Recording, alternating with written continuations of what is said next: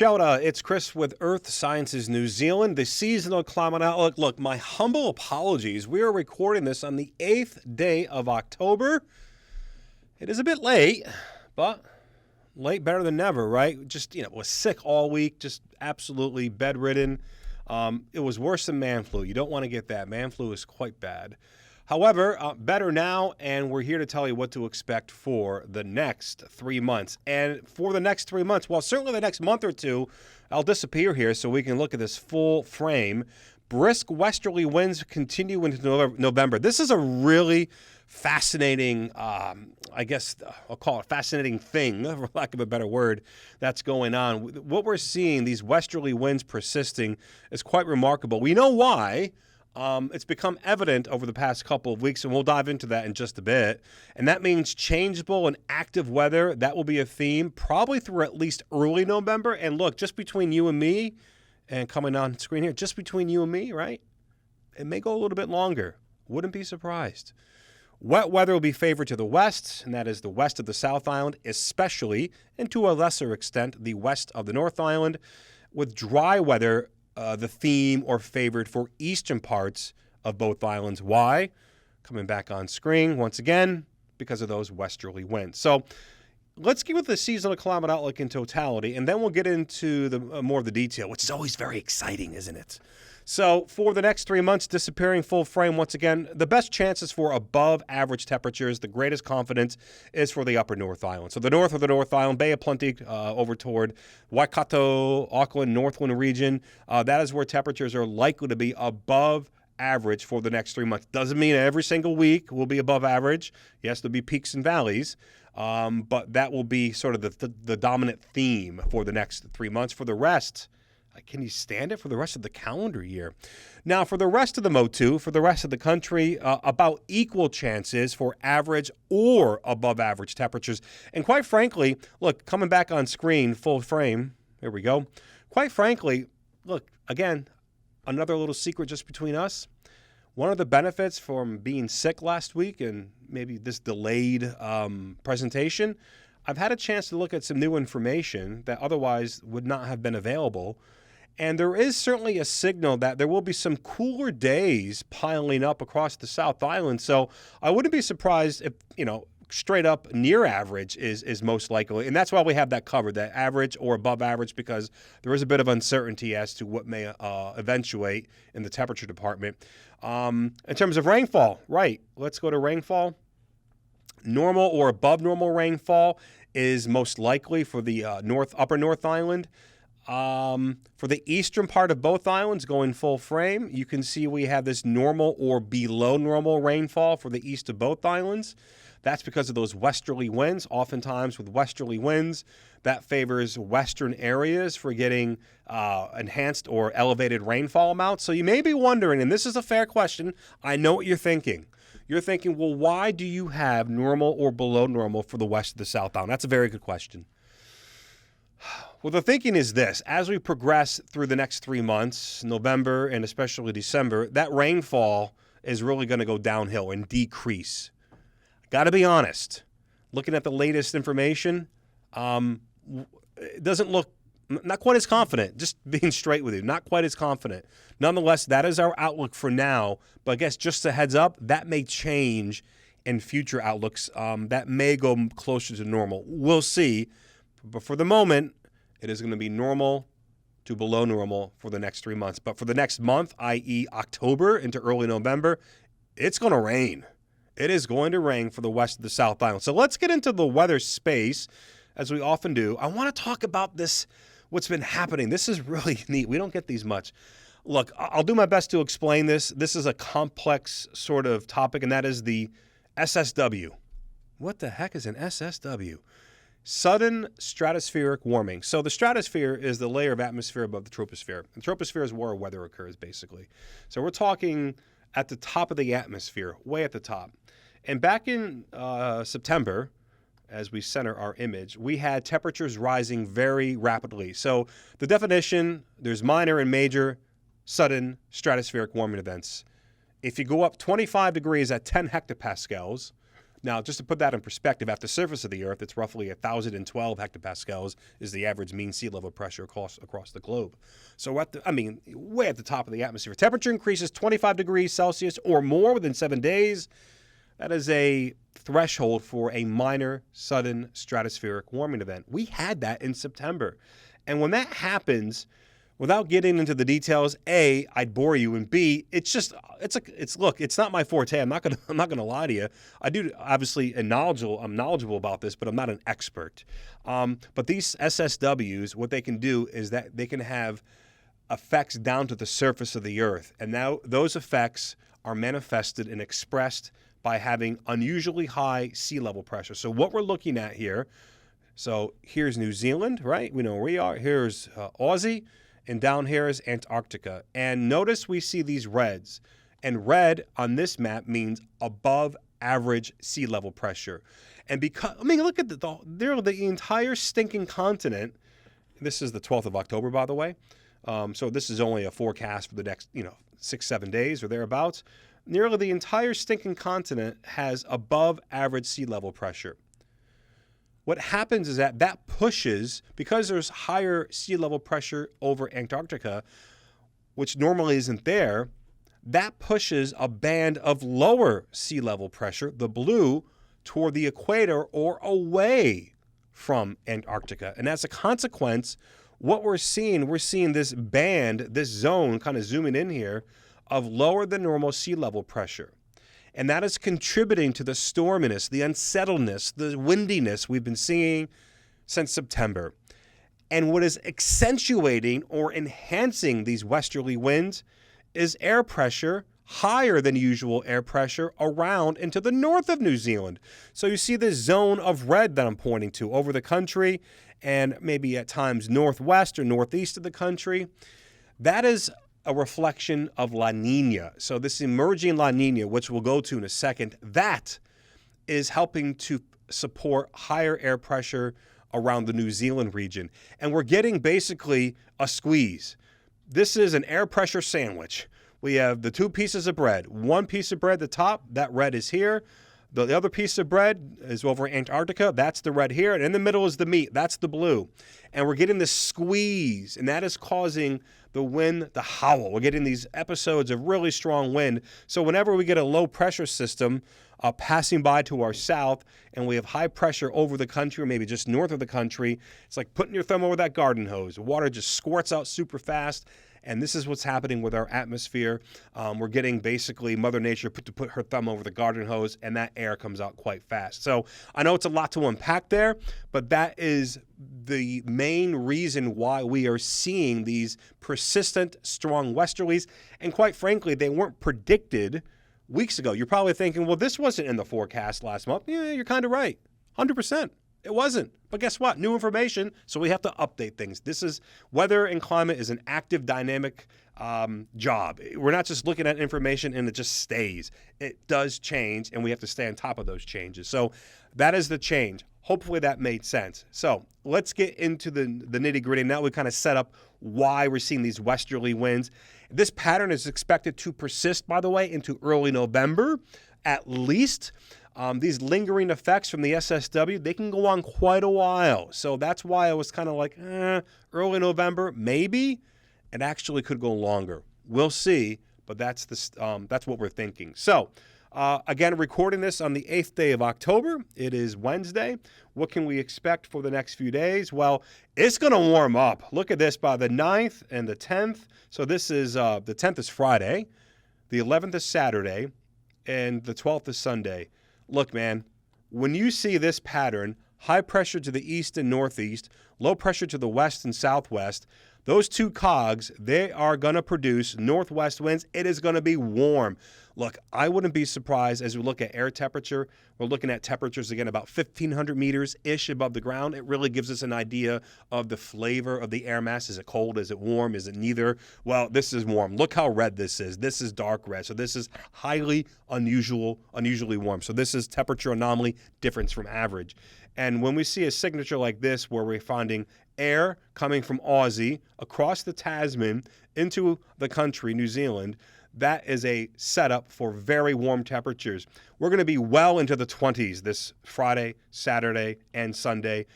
I wouldn't be surprised. Again, third time I'm going to say this, just between you and me. You know what? Go and tell your friends. This is not between you and me, actually. Spread this to the world. We're going to see temperatures getting darn close to 30. Now, will it hit 30?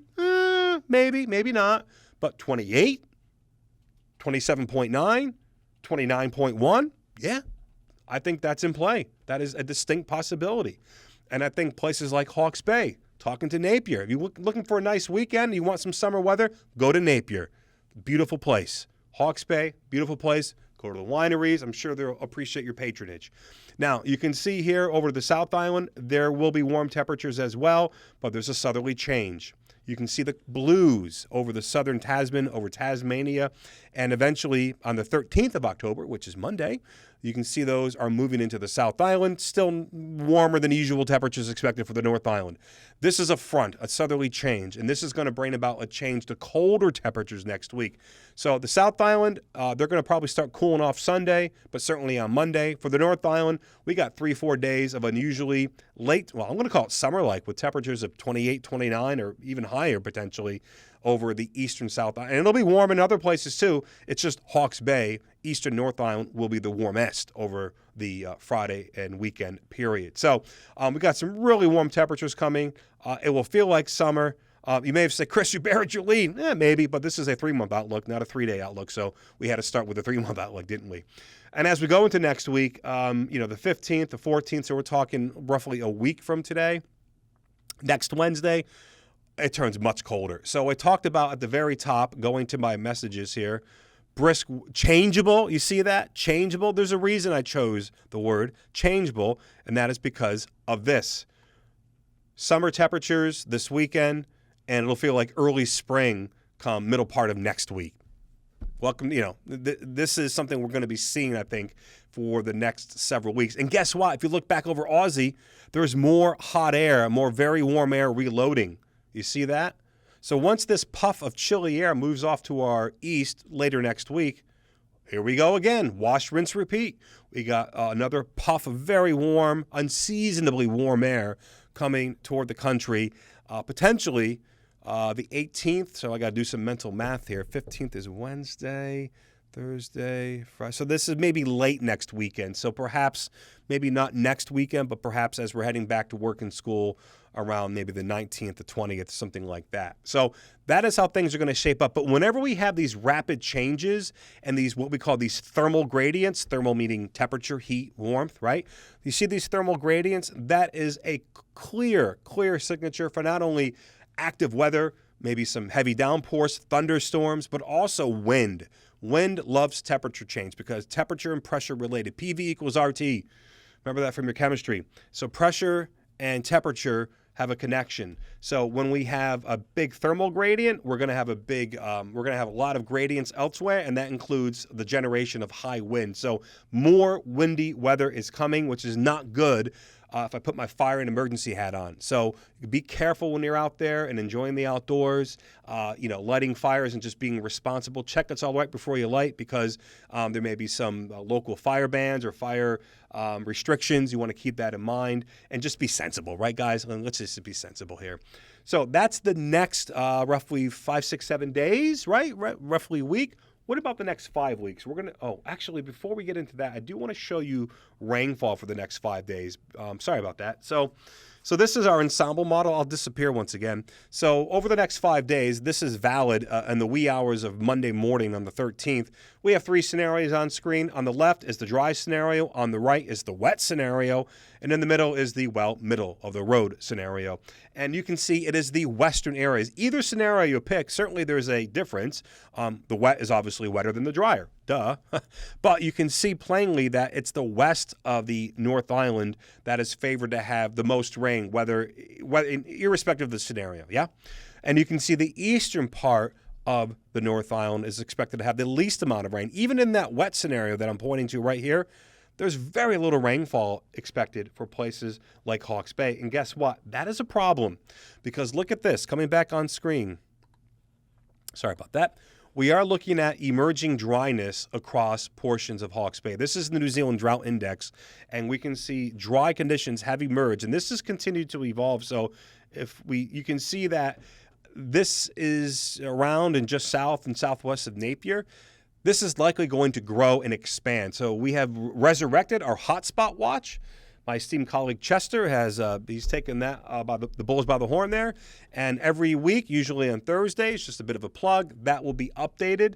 So look for that late each week. We'll be updating the conditions of rainfall and dryness, and not only the state, but also the prediction of rainfall and dryness. So the fact that very little rain is forecast, as you can see with our ensemble modeling, over the next 5 days, it's not going to get better, certainly in the short to medium term. What about the South Island? Holy smokes. Now, you do want to notice that we do have a slightly different color bar because the rainfall amounts would be greater here, so we wanted to capture that. But you can see, again, on the left, dry scenario. On the right, wet scenario. In the middle, well, middle of the road. And even that dry scenario, as I come on screen, I'm going to use air quotes, that dry scenario, we're looking at 200 millimeters of rain about the ranges. And in that wet scenario, we're talking 200 to 300 millimeters. 200 to 300 millimeters about the range. This is a 5-day forecast, by the way. Now, look, this is not that unusual for this part of the country. It is unusual, but what is unusual is that this has been going on for like 5 weeks now. That's the unusual part. So this is actually, in a way, good news because we're getting snow for the mountaintops, which they had an awful, awful winter with snow. It actually, for many areas, would have to improve to be awful. But they're getting snow now, some spring snow, which is good because that snow melts, turns to water, and goes into our lakes to generate electricity. And we're also getting the rain, which, guess what, goes into the lakes to generate electricity. So there are some benefits to this. I know it's kind of a crummy from a holidaymaker or a public perspective, but nonetheless, it's something we do need. We just don't want a lot of it because that can cause problems down the line. Notice eastern areas going full frame here. Eastern areas, the dry scenario, no rain is forecast the next 5 days. Middle of the road scenario, very little to no rain, and even that wet scenario is very, very little rain. So this is an area that will probably see some dryness growing. Now, thankfully, earlier in the week or over the weekend, I should say, there was some pretty good rainfall in Otago and parts of Canterbury and Christchurch. So that'll buy some time, but some time, not a lot of time. So that's the next 5 days. Now, the aforementioned next 5 weeks, which I was hinting at. What can we expect for the next 5 weeks? Well, coming back on screen, we're looking at rainfall anomalies. So in forecasting, whether it's weather and climate, you really want to focus on anomalies because that tells us if something unusual is going to happen. And if it's going to be unusual, well, how unusual? Like a little bit unusual or like a lot unusual? And when you see this dark green, that is, to be informal, like a lot unusual. So that's highly unusual. And that is week 1. We saw that with the rainfall with our ensemble model, and you can see the dryness, the brown, over eastern areas of both islands. Let's go to week 2. Yeah, look at that. Eastern areas of both islands. And look, not to drill it in, but I guess to drill it in, just like we said at the beginning, right? What did we say at the beginning? This. Wetness is favored west. Dryness is favored east. Tick. So this is working out, at least the plan. Mother Nature will ultimately decide if it works out, right? So that's week 2. Week 3, let's have a look at week 3.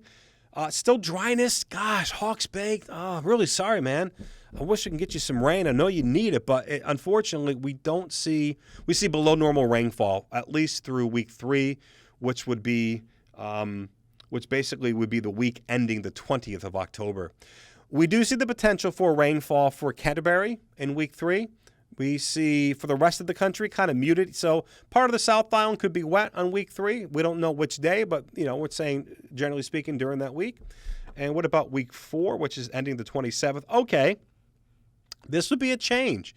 We're getting into late October. There are some signals that we could see some substantial rainfall for the eastern South Island, particularly Canterbury North, and much of the North Island, I guess, bar far northern and eastern areas of Northland. But for the eastern North Island, that would be a good thing to see that rainfall. We don't want flooding rainfall, but there is a good signal for above normal rain. That would be helpful if that happened. But look, this is 4 weeks out. These things can change. And week 5, just for grins and giggles, if nothing else, we see a wet signal for much of the country. That's where the green is.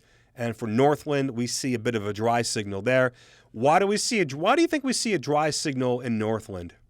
My hunch is that because high pressure is probably going to be favored areas farther north, and that may be a reflection of that. So, we'll see how it plays out. But look, certainly for the rest of October, I think what we're likely to see is dryness favored over eastern areas, broadly speaking, and wetness favored over western areas as those brisk westerly winds continue. Boy, we are unpacking a lot. So, I do want to talk about ENSO, El Nino Southern Oscillation, which basically describes a phase. Is it El Nino? Is it La Niña? Or is it neither, what we call neutral?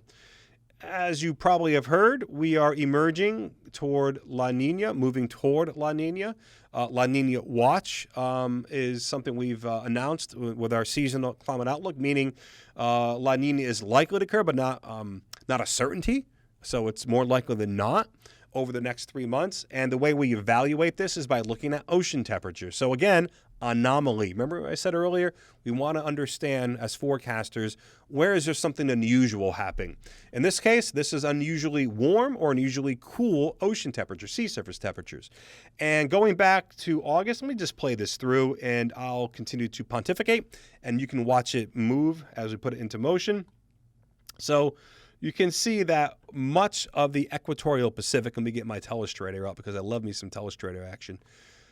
That's a lame one. Let's go a bit wider. Yeah.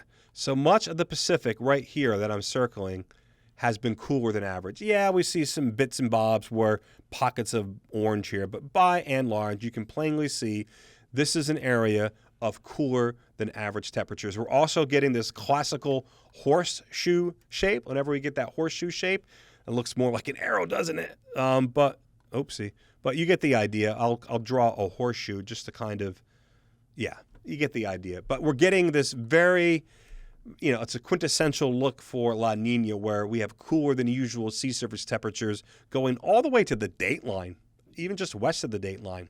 So this is La Niña. But what's also happening is that we have that sudden stratospheric warming event. So we have these conflicting sort of climate drivers, one of tropical origin and one of polar origin.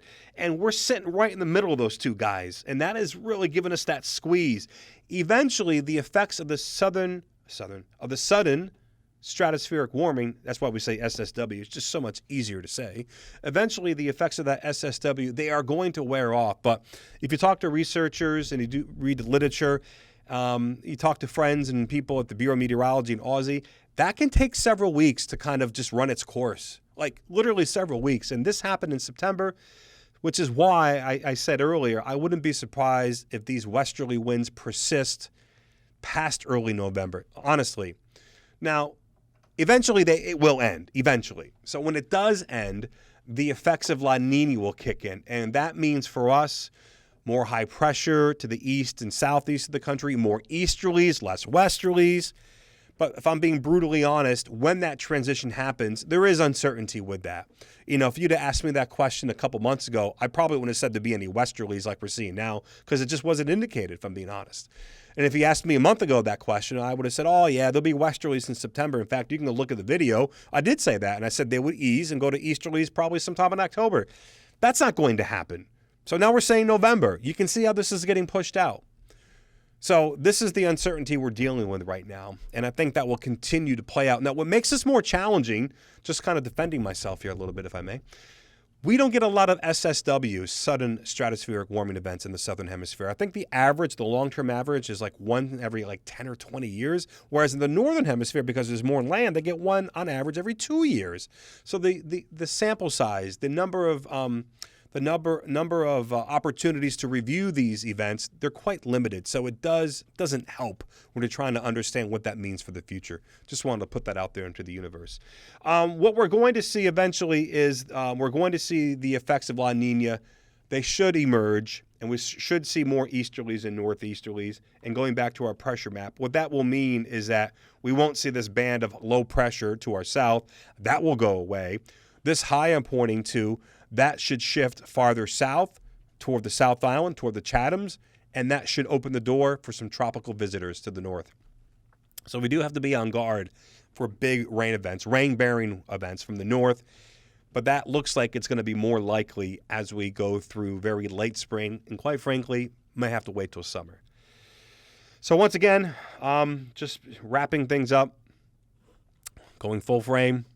Above average temperatures most likely for the upper North Island, north of the North Island.